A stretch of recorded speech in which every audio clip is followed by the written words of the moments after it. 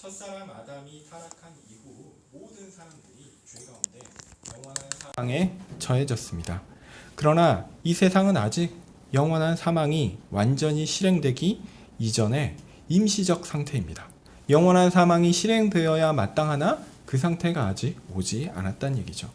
왜 이런 임시적 상태가 아담이 타락한 이후 지금까지 오랜 시간 동안 유지되고 있을까요? 세상이 자기 죄로 서로가 서로를 시기하며 대적하여 공멸해야 하는 것이 마땅할 텐데, 죄는 원래 그런 거잖아요. 서로가 서로를 시기해서 다투고 공멸해야 하는 것이 마땅합니다. 그런데 그 일이 발생하지 않았습니다. 아직까지 그 일이 발생하지 않았습니다. 오히려 발전하는 것처럼 보입니다. 인류의 미래가 밝은 것처럼 보이기도 합니다. 마치 어제까지는 서로 포탄을 날리면서 너 죽고 나 죽자 이런 식으로 갈 것 같더니 하루아침에 우리 안 싸울게요 이런 식으로 나오는 세상이 있잖아요. 이러고 보면 세상이 혹시 평화 가운데 계속 이대로 유지되지 않을까? 이런 생각도 들기도 한단 말이죠. 과연 영원한 사망의 실행이 오기나 할까요? 우린 그런 의문이 있습니다. 그러나 성경은 우리에게 우리가 경험하는 이 시간, 임시적인 시간이 결코 영원하지 않다라는 것을 분명히 가르치고 있습니다. 언제 끝납니까? 예수님이 오실 때 끝납니다.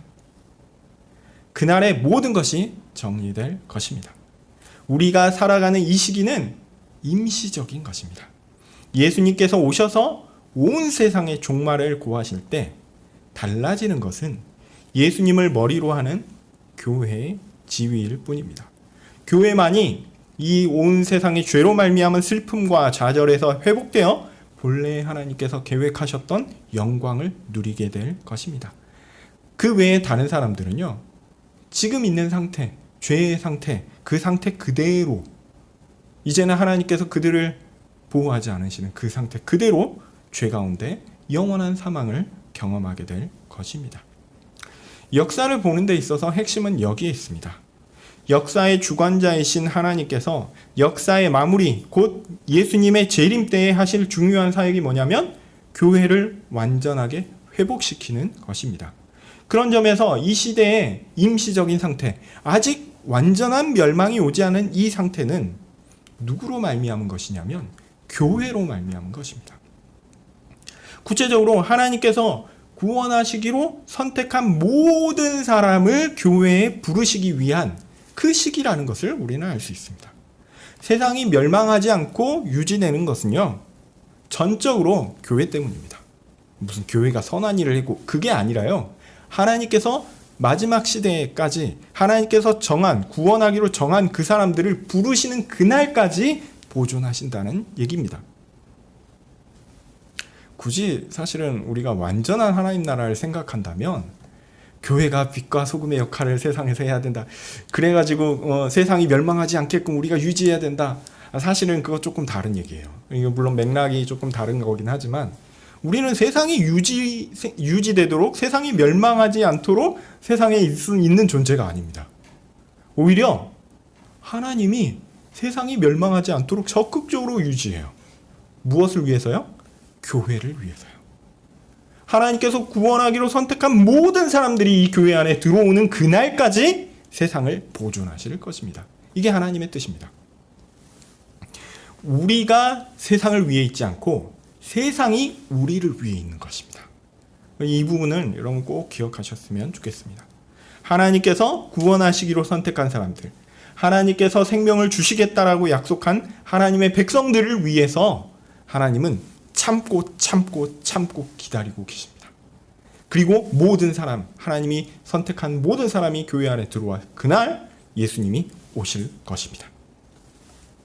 우리가 바로 역사의 주인공이요, 역사 유지의 목적입니다.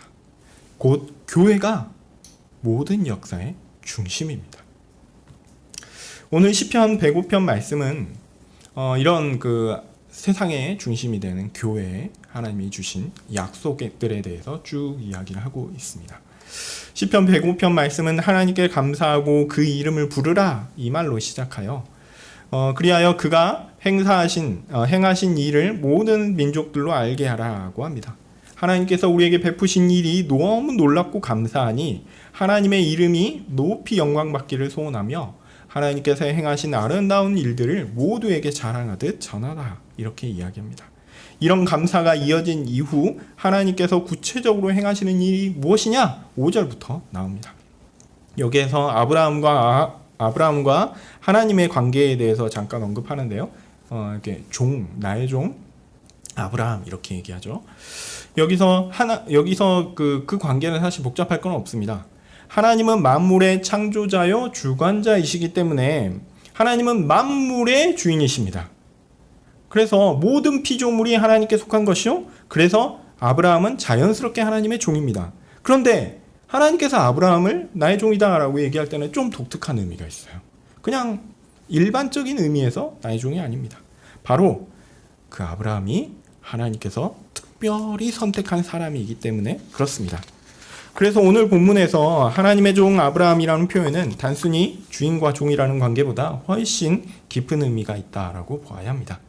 특별히 하나님께서 자기 소유로 삼은 사람, 하나님께서 특별하게 생각한 사람, 바로 그가 아브라함이기 때문입니다. 흥미로운 것은 아브라함만 하나님과 특별한 관계를 맺은 것이 아니라 아브라함의 후손 또한 그 관계를 이어간다라는 것이 사실입니다.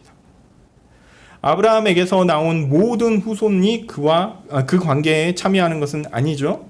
제가 지난 주일날 주로 때 말씀드렸던 거 기억하시리라 생각합니다. 아브라함의 혈족 중 우선 그의 조카 롯이 있었습니다. 하란에서 하나님의 부름을 받아 가나안 땅으로 향해 나올 때 같이 동행했던 사람입니다. 정말 중요한 인물이에요, 롯은 아브라함에게. 그러나 결국 롯은 아브라함을 떠났습니다. 그는 하나님과 특별한 관계를 맺는 아브라함의 후손이 아니었던 것이죠. 그리고 아브라함이 하갈을 통해서 낳은 아들 이스마엘도 있었습니다. 그가 아브라함의 아들인 것 분명합니다. 그리고 하나님께서 이스마엘을 통해서 큰 민족을 이룰 것이다 라는 약속도 하셨습니다. 그 또한 아브라함과 하나님이 갖는 그렇지만 그 또한 아브라함과 하나님이 갖는 특별한 관계에는 포함되지 않았습니다. 하나님은 아브라함과 그의 아내 사라의 후손으로부터 이 관계를 갖기로 허락하셨다기 때문입니다. 그래서 하나님은 아브라함과 사라의 아들인 이삭으로 대표되는 아브라함의 후손과 이 관계를 약속하셨던 것이죠. 그런데 여기서요, 우리가 역사적으로 쭉 보면 한 번 더 선택이 있습니다. 이삭은 에서와 야곱이라는 쌍둥이 아들을 가졌습니다. 그런데 하나님은 누구를 선택하셨죠? 둘째인 얍삽한 사람 야곱을 선택하셨습니다. 그가 무슨 뛰어나게 잘생기고 이게 힘이 좋거나 아니면 지혜가 뛰어나거나 아닙니다. 하나님이 그를 전적으로 자신의 의지로 선택하셨어요. 결국 아브라함의 후손은 이삭을 통해서, 그리고 이삭의 둘째 아들인 야곱을 통해서 최종적으로 그 야곱과 야곱의 후손들을 아브라함 후손으로 최종적으로 결정하는 것으로 결정되었습니다. 그래서 에서 또한 하나님의 섭리 가운데 큰 민족을 이루기는 하지만 그의 자손들은 할아버지 아브라함이 하나님과 맺었던 관계 속에는 들어오지 못했던 것이죠.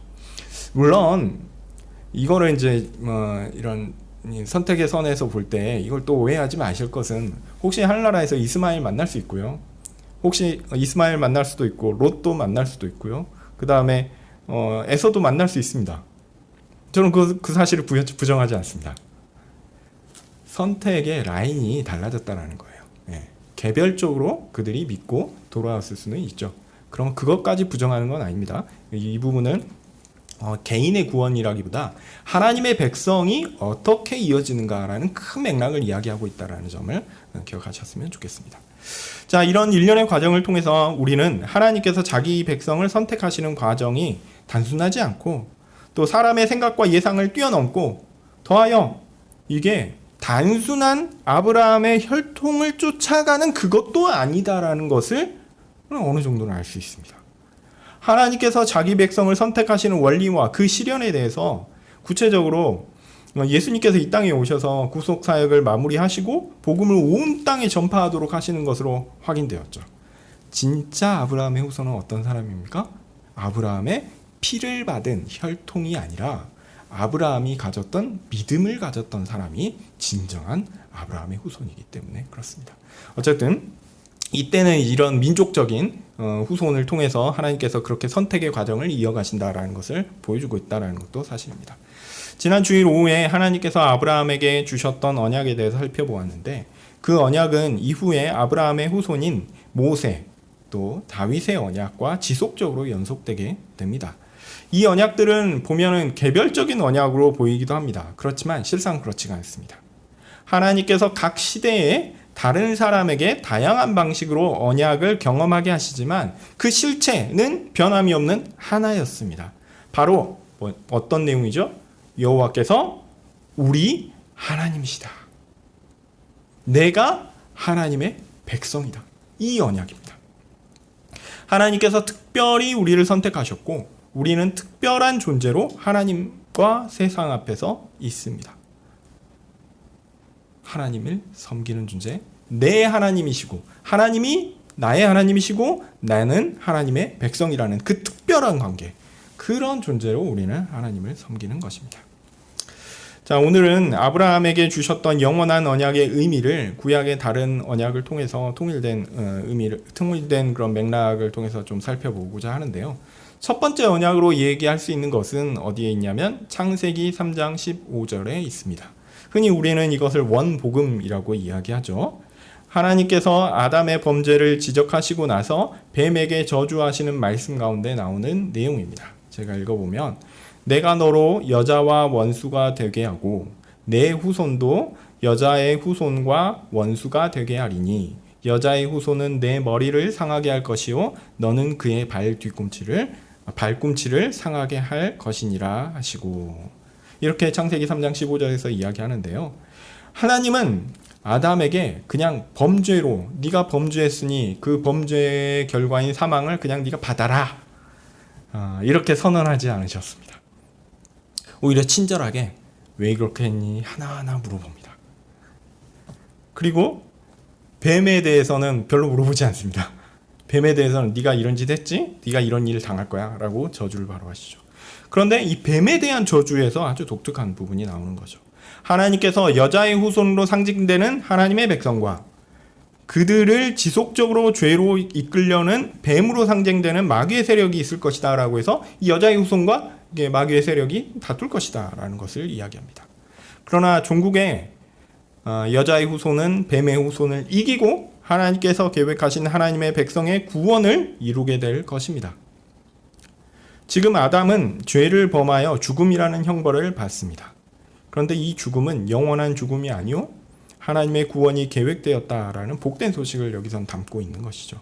그래서 이것을 원복음, 원시복음 이렇게 이야기합니다.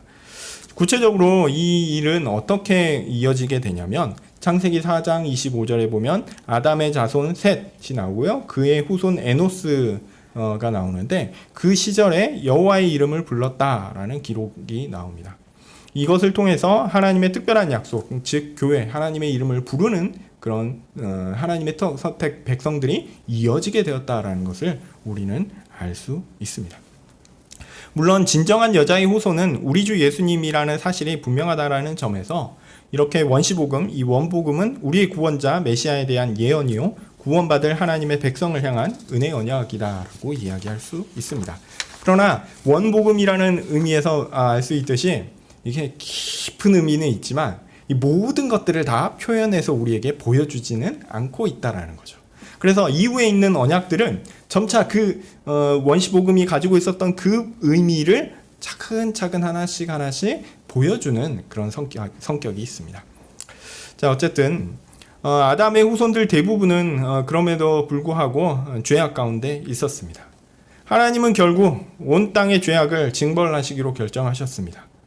하나님의 택한 백성 노아와 그의 가족들을 제외하고 모든 사람들은 홍수로 말미암아 죽었습니다.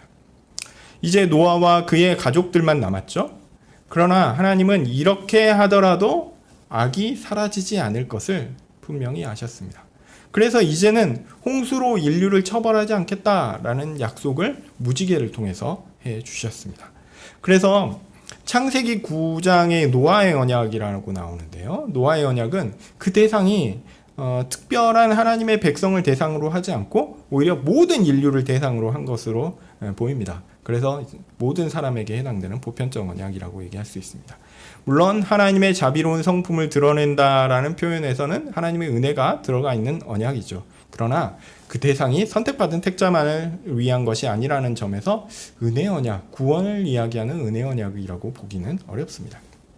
어쨌든 하나님께서 이러한 일들을 통해서 하나님의 어떤 일들을 행하시겠다라는 거고, 모든 사람이 다 죄를 지었으니 그 죄 지은 사람들을 다 처벌해서는, 다시 한번 처벌해서는 구원할 사람이 없겠구나라고 생각하시면서 이제 새롭게 어떤 언약에 새로운 언약, 새로운 하나님의 백성들을 부르시는 언약이 필요한 것 아닌가라는 그런 뉘앙스를 갖게 하는 것이죠.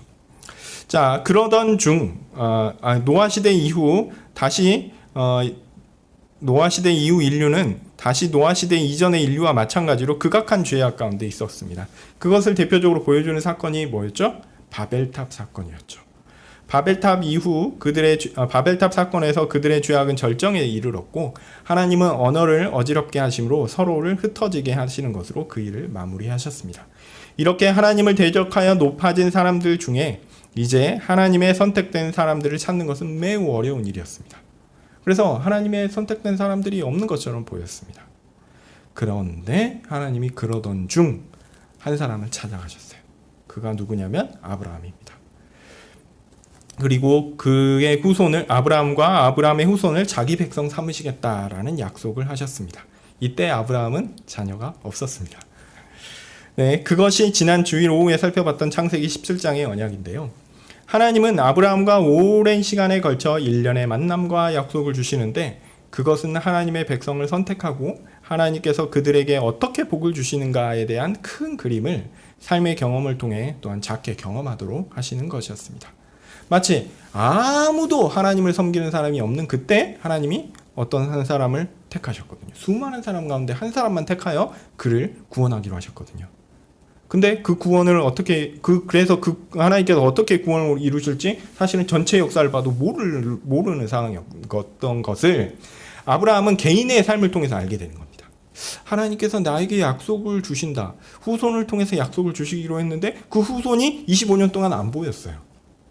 그런데 그래도 하나님이 나에게 약속을 하셨으니 그것들을 주시겠지.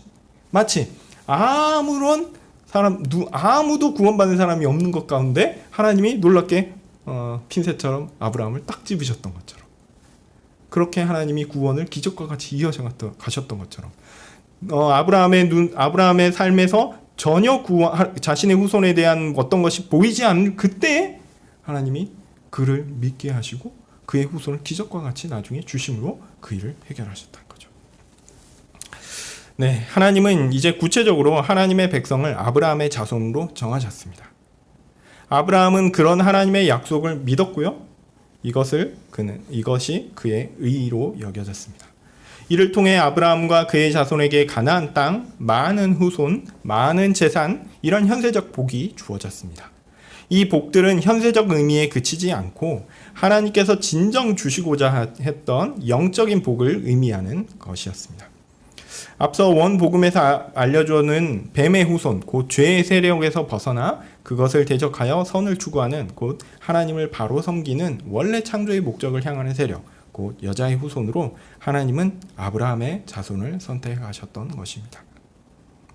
그들에게 주어지는 현세적인 복은 죄를 이긴 하나님 나라를 세우시고 그 나라에 자기 백성을 모으시고 그 나라에서 하나님을 향한 바른 예배가 있고 하나님께서 그 나라에 풍성한 은혜를 베푸신다라는 영적 복을 가리키는 것이었습니다. 아브라함은 믿음으로 이 하나님 나라의 선조가 되었습니다. 이제 그 나라에 들어가는 모든 사람은 아브라함의 믿음을 이어받은 사람입니다.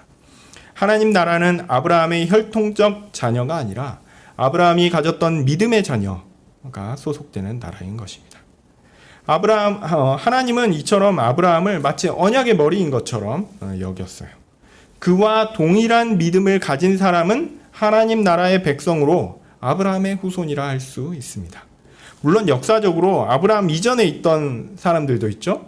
근데 그 사람들도 아브라함의 후손이라고 할 수 있어요. 후손이라는 말이 시간적이고 혈통적인 의미로 쓰이는 게 아니라 믿음이라는 구원의 조건을 이야기하는 것이기 때문에 아브라함의 믿음과 동일한 믿음을 가졌다라고 하면 그는 아브라함의 후손인 것입니다. 하나님은 아브라함이라는 역사적 인물을 통해서 우리에게 믿음이 무엇인지를 설명해 주셨어요. 그래서 첫사람 아담이나 이후의 셋이나 아니면 노아나 아니면 노아나 이런 모든 사람들이 아브라함이 가졌던 믿음을 통해서 구원을 얻는 것이 명백한 사실입니다. 그래서 아브라함의 후손하면 하나님의 교회의 모든 사람들이 아브라함 이전에 있던 사람이든 아브라함 이후에 있던 사람이든 다 포함될 수 있는 것이죠.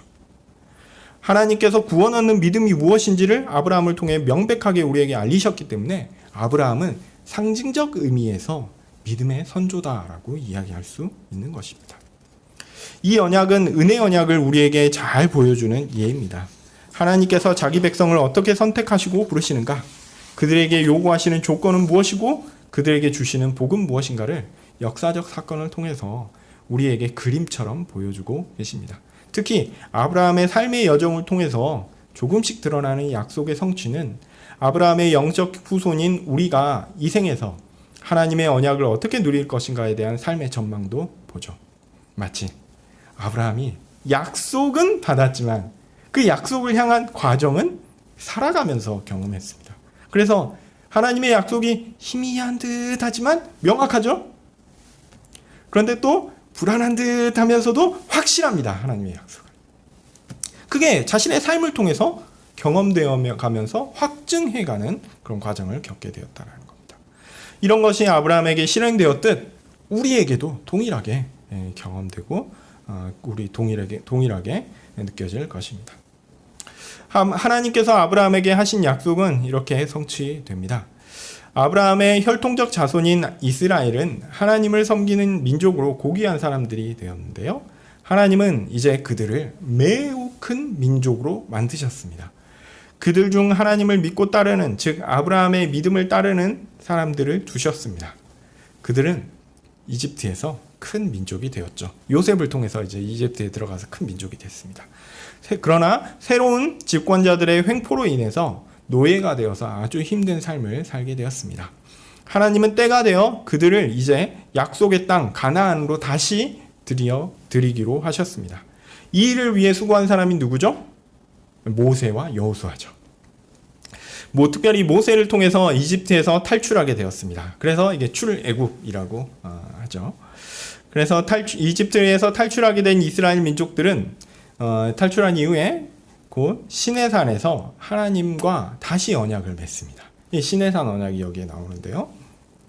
그래서 하나님께서 모세 때 맺은 언약을 시내산 언약 혹은 모세가 중심이니까 모세 언약 이렇게 부르기도 합니다. 출애굽기 19장에 보면 이런 내용들이 나오는데요. 하나님께서 직접 이스라엘 백성을 만나셨어요. 하나님이 직접 시내산에 임재하셔서 육성으로 하나님의 말씀을 듣도록 했어요. 사람들이 무서워가지고 우리한테는 이제 말씀하지 마시고 모세를 통해서 말씀해 주십시오 얘기할 정도로 하나님께서 직접 그들을 만나셨습니다. 하나님께서 이스라엘 백성을 만나시고 그들과 언약을 맺는 아주 장엄한 장면들을 우리는 성경에서 목격하게 됩니다. 아브라함의 언약은 하나님께서 아브라함과 그의 후손을 대상으로 한다고 하셨어요. 그런데요, 직접적으로는 누구와 언약을 맺으셨죠? 아브라함 한 사람과 언약을 맺으셨죠. 그런데 시내산 언약은요, 하나님께서 아브라함의 언약의 결과물이라고 할 수 있는 많은 사람, 즉 이스라엘 민족 다수와 함께 맺었습니다. 그래서 이 언약은 좀 차이가, 아브라함 언약과 시내산 언약은 그런 점에서 차이가 있어요. 아브라함 한 사람인가? 아니면 아브라함의 자손이었던 다수였던가? 언약의 대상이 민족이라는 점에서 국가에 대한 언약이라고 할 수도 있습니다.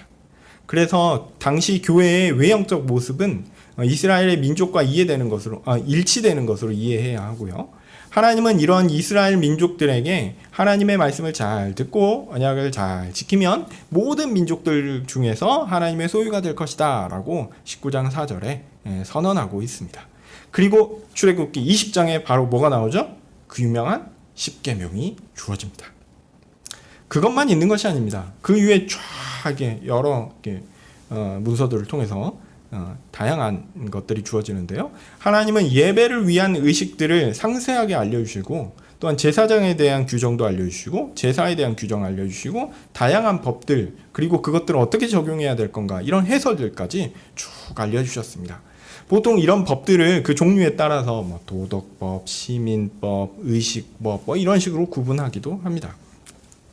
하나님께서 법을 주셨고 이에 대한 준수를 명령하신 것은 분명합니다. 그런 점에서 시내산 언약은 아브라함 언약과 달리 사람의 구체적인 율법 준수의 행위를 근거로 하는 행위 언약과 유사한 것 아니냐, 이렇게 생각하시는 분들이 있습니다. 그런데요, 결코 그렇지 않습니다. 우선 약속의 땅 가나안을 차지하는 것이 출애굽의 주요한 목적이었죠. 그리고 사실은 시내산 언약의 주요한 그 핵심이기도 합니다.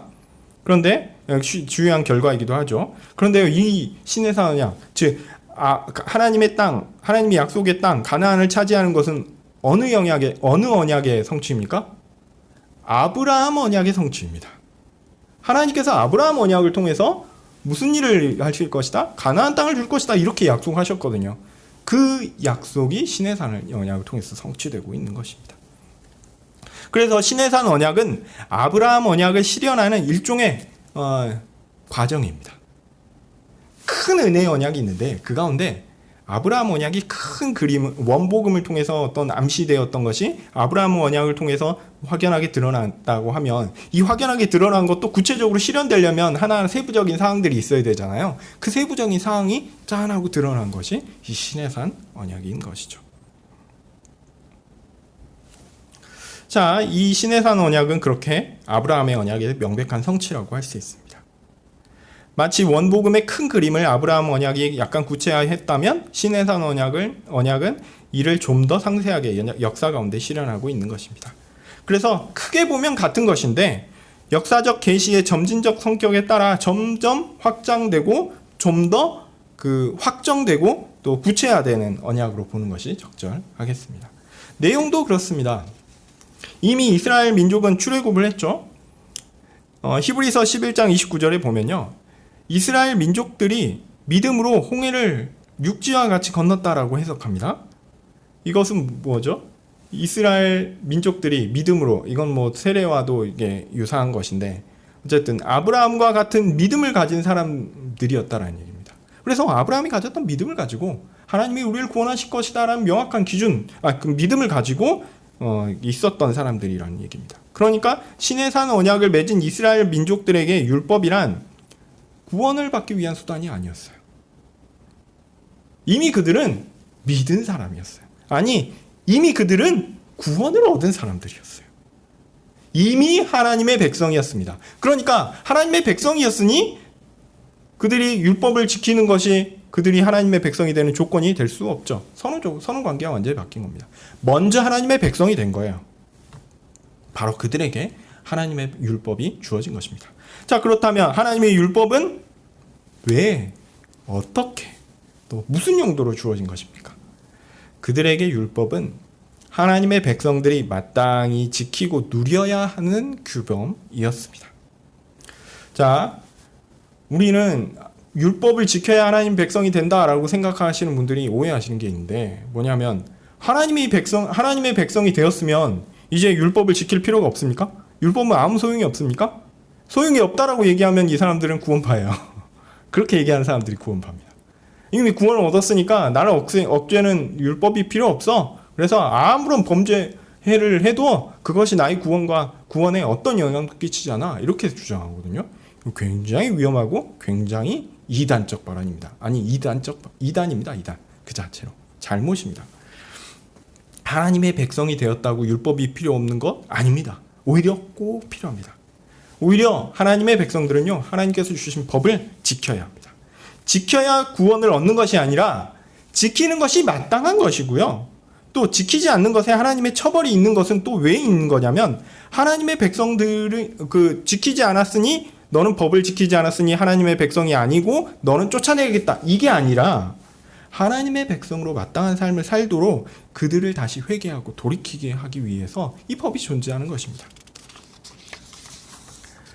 항상 법은 그런 역할을 합니다. 물론 우리가 예수님의 재림 때까지 연약한 죄인이라서 하나님께서 정하신 율법의 원리를 따라 온전히 사는 것은 불가능합니다. 잘 안 되죠. 그러나 그럼에도 불구하고 우리는 하나님의 법을 따르는 것이 좋은 것이다라는 당위성을 알고요. 또 그 가운데 살아가는 것이 행복의 길이라는 어떤 자발적인 마음으로 하나님의 법 안에 머물러야 합니다. 그리고 우리 예상치 못하게 하나님 법 지키는 거, 하나님 말씀대로 하는 거 참 힘들지 않나? 그렇지만 그게 좋고 그게 행복한 길이거든요. 그리고 재림 이후에는 우리가 명백하게 알게 될 것입니다. 영원한 생명을 누릴 때에는 이러한 행복의 삶에서 우리는 결코 떠나지 않을 것을 분명히 압니다. 사실은 그 삶을 기대하면서 우리는 살아야 돼요. 하나님께서 법을 지키라고 말씀하셨다고 해서 그것이 행위 언약은 아닌 것입니다. 지켜야 그 언약을 행하는 것이다 라는 것 볼 수 없죠. 이스라엘 백성들은 이미 은혜 언약 안에 있는 사람들입니다. 그들에게 신의 산 언약은 아브라함의 언약을 다시 볼 수 있게 하는 것이었고, 역사적으로 아브라함의 언약이 어떻게 그들에게 구현되는가를 보여주는 좋은 경험이 되었습니다. 그래서 신의 산 언약은 명백하게 은혜 언약입니다. 율법은 하나님께서 구원하시는 사람들 가운데 주신 하나님 나라의 구체적인 규범이죠. 과거의 아브라함 언약에서는 이런 규범 자체가 주어지지 않았어요. 그래서 우리가 믿음을 가진 사람이 하나님의 말씀을 따라 하나님의 법 안에 하나님의 백성으로서 하나님의 법 가운데 머물고자 하는 사람들이 정해진 규범이 정확하게 그들에게 주어지지 않았던 겁니다. 그래서 우리의 삶의 구체적인 현실에서 어떻게 하나님의 뜻을 따라 살 것인지 희미했습니다. 잘 몰랐어요. 이제 큰 민족이 되었으니까 그 규범을 국가적 차원에서 어떻게 규정해야 할지 하나님은 사실 친절하게 알려주신 것이었습니다. 이게 민족이 되고 이게 국가적인 것이 되면 이 법이라는 건 반드시 꼭 필요한 것이거든요. 그러니까 법이 주어진 것 자체가 매우 은혜로운 일이었습니다. 그게 아니었다면 아마 얼마나 많은 사람들이 많은 시간 동안 많은 시행착오를 거쳐 이 법들을 규정해야 했을까요? 아마 그 동안에는 엄청난 혼란이 있었을 것입니다. 그런데 하나님은 그냥 덕하니 가장 뛰어난 법을 이스라엘 민족에게 그냥 주셨습니다.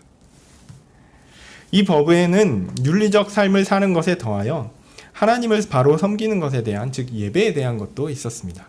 물론 당시 이스라엘 민족들에게만 적용될 요소들도 포함되어 있었죠.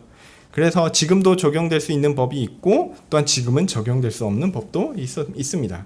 그러나 이 모든 법들은 그 기원에 있어서 하나님이 주셨다라는 의미에서 영원합니다. 하나님이 쓸데없는 법 주셨을까요? 아니거든요. 하나님이 주신 법은요, 다 그 가치에 있어서 영원합니다. 더하여 지금 적용될 수 없는 의식법이나 시민법이라고 하더라도 그 원리에 있어서 그리스도를 통해 완전히 성취되었기 때문에 그냥 폐지되었다, 아무 의미 없는 것이다, 이런 식으로 버렸어도 안 됩니다. 그 가운데 하나님께서 우리에게 주실 주요한 교훈들이 사실 남아있기 때문에 그 법들의 성취와 완성을 우리는 꼭 살펴보아야 합니다. 이게 하나님의 법의 중요성이고요. 어쨌든 신의 산 언약이 특별하기는 하지만 그 신의 산 언약이 어떤 행위 언약이나 아니면 아브라함의 언약과 다른 새로운 언약이다라고 볼 수는 없다라는 거. 오히려 원복음과 아브라함의 언약을 이어가는 그런 은혜 언약에 속한 것이다라는 것은 분명한 사실입니다. 즉 신의 산 언약과 아브라함 언약은 분리되는 다른 언약이 아니라 하나의 언약이다라고 할 수 있습니다. 성경에는 이런 유사한 은혜 언약들이 등장합니다. 여기서 제가 마지막으로 살펴볼 것은 다윗에게 하나님께서 하신 언약입니다. 다윗은 하나님 마음에 합한 왕으로 사울을 이어서 이스라엘의 왕이 되었습니다. 하나님은 그를 온 이스라엘 민족의 왕으로 세우시고 동서남북의 모든 대적들을 정복하고 승리하게 하셨습니다. 그래서 다윗은 이제 평안을 누리게 되었죠. 그때 평안을 누리게 되었습니다. 요즘 우리가 역대상 본문 그 매성경에서 읽고 있죠, 맞죠? 네. 그 부분 보시면 다윗 치하에 있었던 그 부분들이 아주 잘 나옵니다. 다윗이 그 다윗 국가 내부에 있는 것들을 안정화시키고 동쪽, 서쪽, 남쪽, 동서남북이죠. 동서남북의 모든 대적들을 다 이기고 승리하여 이렇게 국가의 평온을 가져온 것들을 잘 설명하고 있죠. 자, 사무엘 선지자가 다윗을 찾아와서 기름을 부었던 그때부터 사실 다윗은 매우 치열한 삶을 살았습니다. 그 어린 시절부터 형들이 전쟁터에 갔을 때 전쟁터에 먹을 거 가져다 주러 갔고, 그 와중에 골리앗이랑 싸우고, 그 다음부터 뭐 왔다 갔다 하면서 또 사울의 시기를 받아가지고 저저 하고 굉장히 어려운 삶을 살았습니다. 왕이 돼서도 얼마나 힘든 삶을 살았는지요. 다윗은 정말 치열한 삶을 살았습니다. 이제 하나님은 다윗에게 치열한 삶을 통해 하신 일들을 다 이루시고 평안을 주셨어요.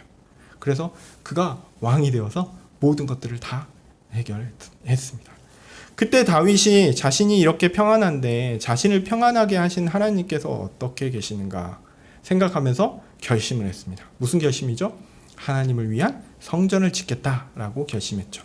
그러나 하나님은 나단 선지자를 통해서 사람이 하나님을 높이는 것이 아니다라는 것을 말씀하시고, 그가 아니라 그의 후손이 하나님의 성전을 건축할 것이다 라고 말씀하시고요. 이어서 사무엘하 7장 16절에 다윗의 집과 나라가 하나님 앞에 영원히 보존되고 다윗의 왕위가 영원히 견고하게 될 것이다 약속하셨습니다. 아브라함의 언약부터 한번 살펴보면, 아브라함 언약은 가나안 땅의 정복을 약속했습니다. 사실 그 약속은 출애굽 이후에 여호수아의 가나안 정복에서도 불완전했어요. 사사기의 혼란 시대에는 그 불완전함이 더 가증되었습니다. 그런데 이것을 해결한 사람이 누굽니까? 다윗입니다. 다윗이 정복했던 가장 중요한 곳 어디입니까? 예루살렘이죠. 예루살렘이 그 당시까지도 정복된 곳이 아니었어요. 다윗이 비로소 그것을 정복했어요.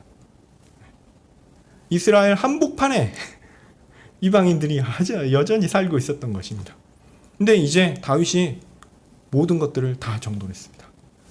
북쪽 그리고 남쪽에 있는 이스라엘 민족들을 다 통합하고, 그 다음에 이스라엘 바깥에 있는 동서남북을 완전히 장악함으로 다윗 시대에 비로소 아브라함의 언약이 구체적으로 실현되었습니다. 그런 면에서 다윗의 평안은 하나님께서 아브라함에게 약속하셨던 그 약속의 현실적 실현이 아니겠습니까? 다윗은 이 시기에 그 의미를 알았을지 모르겠습니다. 그래서 하나님께 감사를 표하기 위해, 하나님께서 약속하신 것의 완성을 확정하기 위해 이제는 움직이는 성막이 아니라, 이제는 과거에는 불완전해서 움직였거든요. 근데 이제 그게 아니라 하나님께서 아브라함의 언약을 확실하게 이 시대에 실현하셨다라는 것들을 분명하게 하기 위해서 고정된 건물, 움직이지 않는 성전이라는 건물로 언약의 도장을 찍기를 원했는지 모르겠습니다. 하여튼 하나님은 다윗을 통해 이 일을 하지는 않으셨습니다. 그렇지만 그의 후손을 통해서 성전을 짓기를 허락하십니다.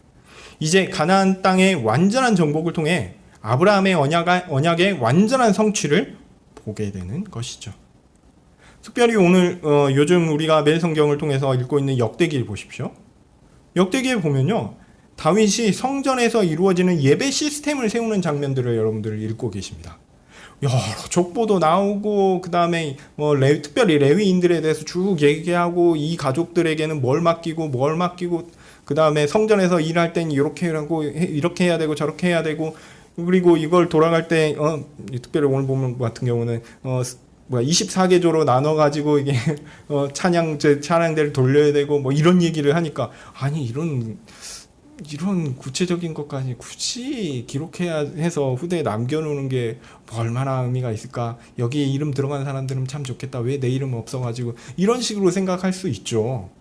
근데요, 요거 자체가 뭘 의미하는 거냐면, 다윗이 아직 성전이 짓기 이전입니다. 그렇지만 이미 그때 성전이 어떻게 돌아갈 것인가, 하나님에 대한 섬김의 그런 완전한 시스템을, 체계적 시스템을 다 갖춰놓고자 했던 거예요.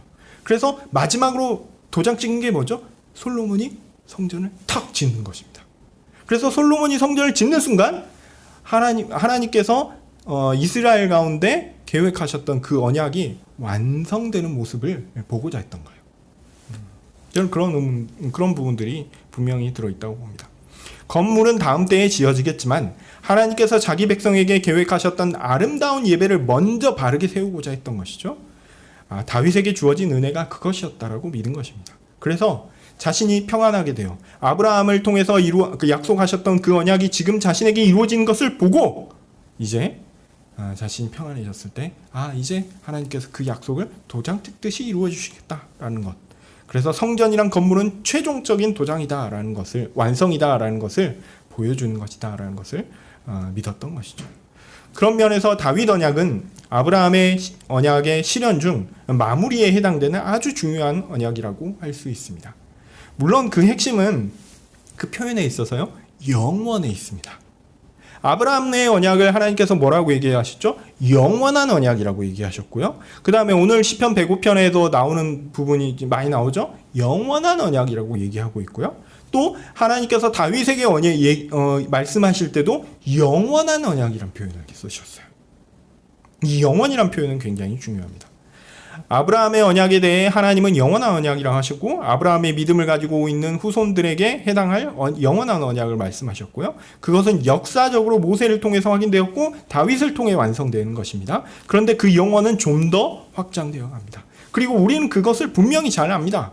다윗 왕조는 영원했습니까? 아니죠. 곧 망했어요. 다윗의 나라가 영원히 보존되었습니까? 아닙니다.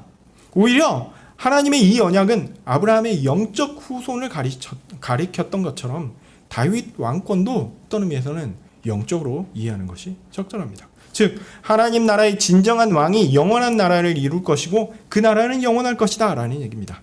역사적 사건들은 그 영적 나라를 우리에게 구체적으로 눈으로 볼 수 있게끔 해주는 거예요. 영적인 것은 우리의 눈에 보이지 않습니다. 하나님이 우리 이 땅 가운데 영적인 일을 행하시는 것 잘 보이지 않아요? 그렇지만 하나님께서 이 육적 일들을 통해서 영적인 것들을 보고 또한 영적인 것들을 예상할 수 있게끔 설명을 해주시는 거죠.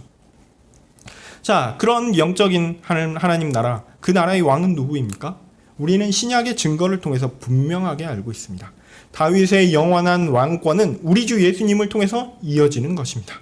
그분은 영원한 하나님이시니 하나님 나라의 영원한 왕이시오 영원한 통치자이십니다. 다윗에게 하나님께서 약속하신 그 나라는 다윗의 후손인, 즉 사람 대신 성자 예수님께서 왕이 되신 그 나라를 가리키는 것입니다. 이 나라는 다윗이 아브라함의 언약을 완성한 것과 같이 왕이신 예수님을 통해 완성될 것입니다. 예수님은 아브라함에게도 여전히 남아있었던 죄와 연약함을 모두 사라지게 하고 아브라함이 가졌던 믿음을 조건으로 그 믿음을 가진 사람들의 모든 죄를 용서하시고 하나님의 법 안에 살게 하는 그 나라를 완성하실 것입니다. 과거 구약 성경 시대에는 예수님을 통해 이루어질 그 나라는 이스라엘 민족들의 나라라는 외적 형식으로 드러났습니다. 그런데 이제 신약 시대에는 예수님을 믿는 믿음을 가진 하나님의 택한 사람들의 모임, 즉 아브라함의 영적 후손들의 모임, 즉 교회를 통해서 드러나게 됩니다. 이 나라는 그 자체로 완성합니다. 아브라함의 영원한 언약이 그 가운데 온전히 성취되었기 때문입니다. 다만 하나님은 이 땅에서 여전히 자신이 구원하기로 선택한 사람들을 불러 모으고 계세요. 그래서 아직은 완성되었으나 이게 끝이 난 것이 아닙니다. 그 사람들을 다 부르기까지 이 땅의 질서는 여전히 남아있을 것이고 교회도 그 사람들을 기다리며 부족하나마 또한 불완전하나마 최선을 다해 하나님을 바르게 섬기는 모습을 추구하며 있는 것입니다. 자, 아브라함의 영원한 언약은 구체적으로 예수님의 사역과 교회를 통해 온전히 실현됩니다. 그것이 바로 은혜 언약의 본질입니다. 처음에 원복음을 통해서 희미하게 드러났던 것이 아브라함의 언약을 통해서 좀 더 구체적화되고 그것이 시내산 언약을 통해서 좀 더 확증되며 그것이 다윗 언약을 통해서 완성되는 모습으로 보이고 그리고 구체적으로 예수님을 통해서 그것의 영적인 본질이 드러나 보여진다라는 얘기입니다. 이것이 은혜 언약의 모습입니다. 우리에게 요구되는 것은 무엇입니까? 예수님을 믿는 것입니다.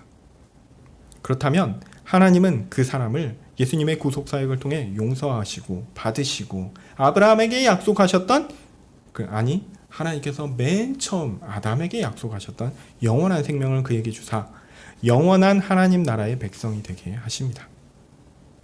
실제로 그 영생을 우리는 누리고 있습니다. 왜요? 우린 지금 교회 안에 있거든요. 예수님이 그 모든 사역을 확실하게 하셨거든요.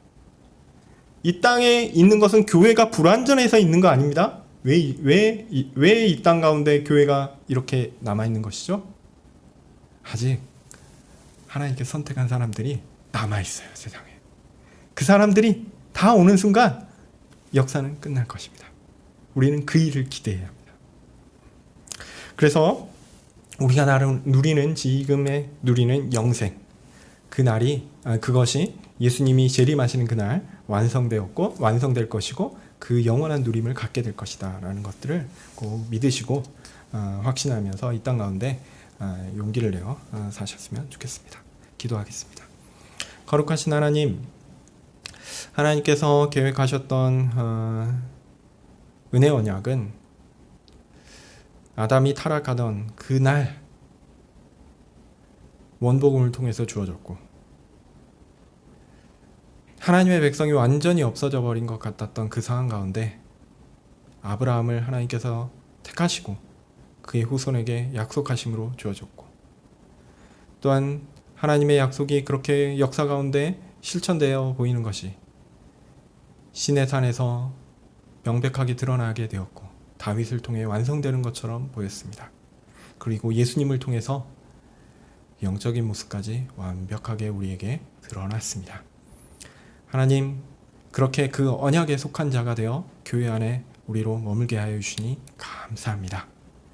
하나님께서 우리 가운데 베푸실 그 은혜로운 구원이 온 세상에 충만하여 예수님이 오시는 그날 우리가 주께서 완성시키는 그것들을 목도하기를 기대합니다.